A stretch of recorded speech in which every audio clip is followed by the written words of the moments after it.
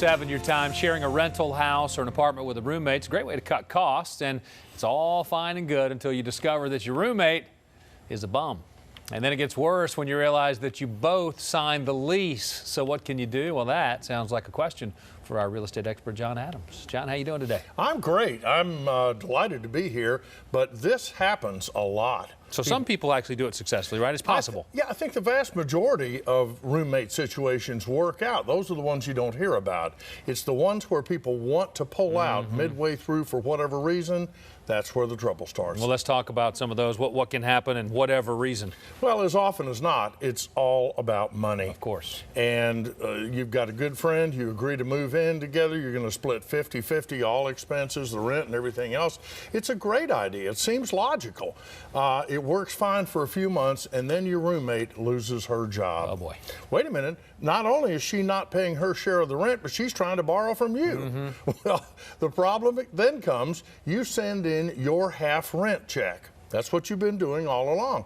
Well, the landlord sends it back and says, we're not going to accept this. We do not accept partial payments, which is a surprise because you thought, well, I paid my half. Right. What's the problem here?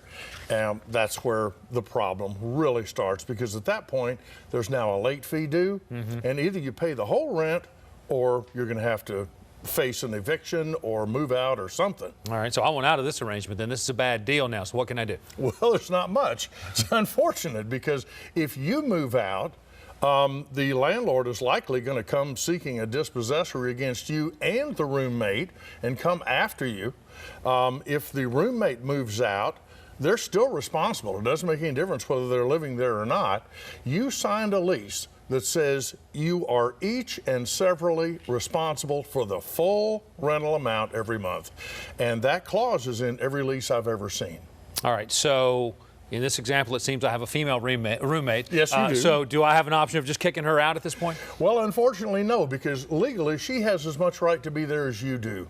You would have to literally go into small claims court, sue her, and ask a judge to order her out, which is problematic. You certainly would need an attorney.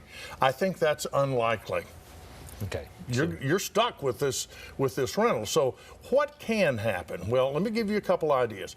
If you were to find a new tenant, you could replace, theoretically, the one that wasn't paying. If you could get her to move out, somebody new to move in and start to pay. Unfortunately, that has to be done with the permission of the landlord.